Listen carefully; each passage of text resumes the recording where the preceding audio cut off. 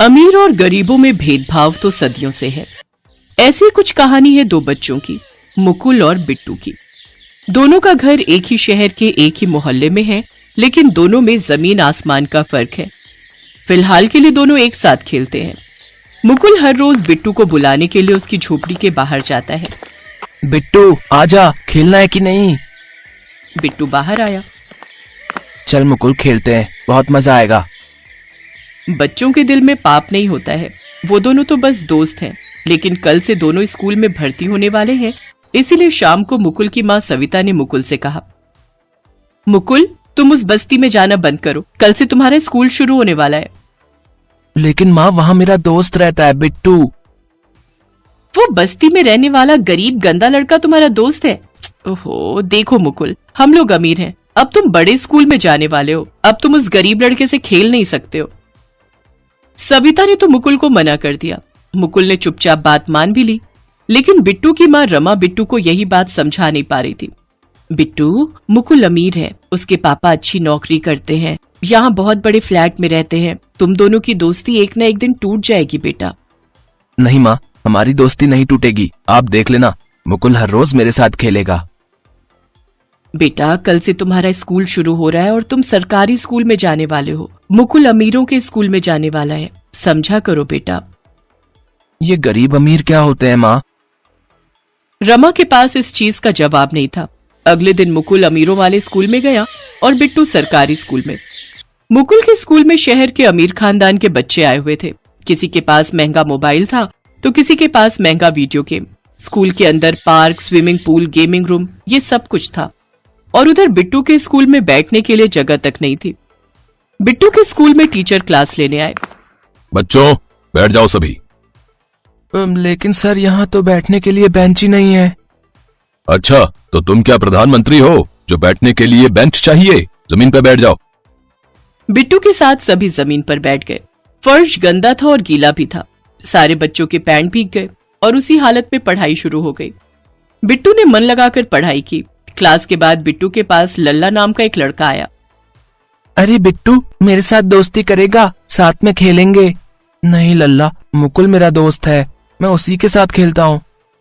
अच्छा, वो अमीर लड़का देखना, वो तुझे धोखा देगा। धोखा, हाँ। बिट्टू को फिर भी यकीन नहीं हुआ। बच्चे का मन है ना, इतनी आसानी से बुराइयां दिल के अंदर नहीं जा पाती हैं। उधर मुकुल ने रोहन नाम के एक लड़के के साथ दोस्ती कर ली। रोहन के पास महंगा वीडियो गेम था। तो फिर आज शाम को दोनों एक साथ वीडियो गेम खेलेंगे। हाँ, मेरे घर पे आ जाना। स्कूल से लौटने के बाद अपने कमरे में बैठकर मुकुल और रोहन गेम खेलने लगे और बिट्टू घर के बाहर मुकुल को बुलाने के लिए आया।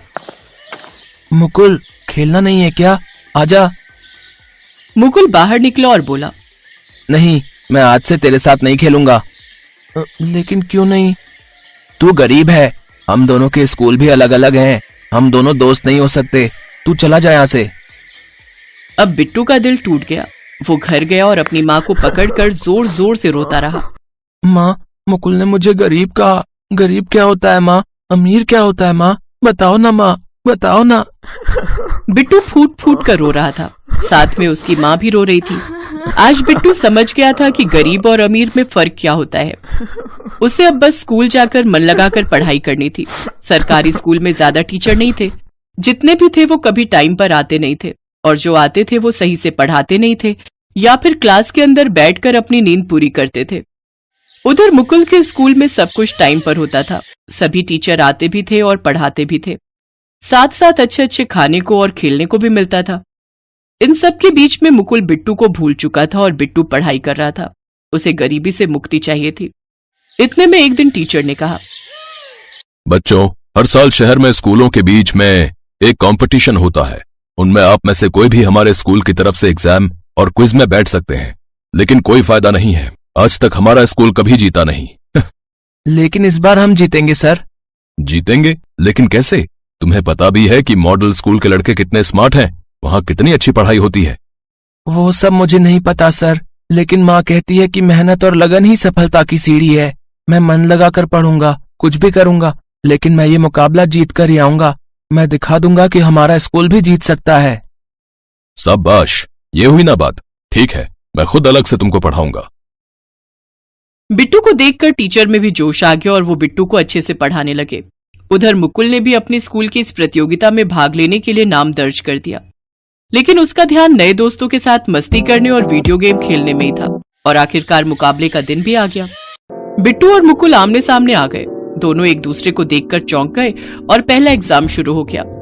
एग्जाम में मुकुल ने आधे प्रश्नों का उत्तर नहीं लिखा क्योंकि उसे आता नहीं था, लेकिन बिट्टू ने सभी प्रश्नों का सटीक उत्तर दिया और पहला मुकाबला जीत गया। और फिर क्विज की बारी आई। जज ने पूछा, हाँ तो बताइए, भारत की कैपिटल कहाँ है? New Delhi sir. बहुत बढ़िया बिट्टू। हमारा नेशनल एनिमल क्या है? शेर है सर। Very good. अब बताओ, हमारा नेशनल सॉन्ग जन गण मन किसने लिखा था? रविंद्रनाथ टैगोर ने सर। बहुत अच्छा। क्या बात है मुकुल, तुम्हें कुछ भी नहीं पता है क्या? सर मुझे तो बस वीडियो गेम के बारे में पता है। मुकुल शर्मिंदा हो गया। बिट्टू ने प्रतियोगिता जीत ली और उसके बदले उसे स्कॉलरशिप मिली। मुकुल बिट्टू के पास आकर बोला, बिट्टू मुझे माफ कर दे। बड़े स्कूल में भर्ती होने के बाद मैं सब कुछ भूल गया था। क्या तू फिर से मेरा दोस्त बनेगा? हाँ मुकुल, हम तो बेस्ट फ्रेंड हैं। दोनों ने एक दूसरे को गले लगा लिया और दोनों फिर से दोस्त बन गए। अंत में दोनों की दोस्ती के बीच में अमीरी गरीबी नहीं आई और आना भी नहीं चाहिए। बिट्टू की वजह से उसके स्कूल में सुधार आया। स्कूल में टीचर समय पर आने लगे और मेहनत से पढ़ाने लगे। बैठने के लिए बेंच, शौचालय, सब कुछ का इंतजाम हो गया और सभी बच्चे एक ब्राइट फ्यूचर की ओर बढ़ने लगे।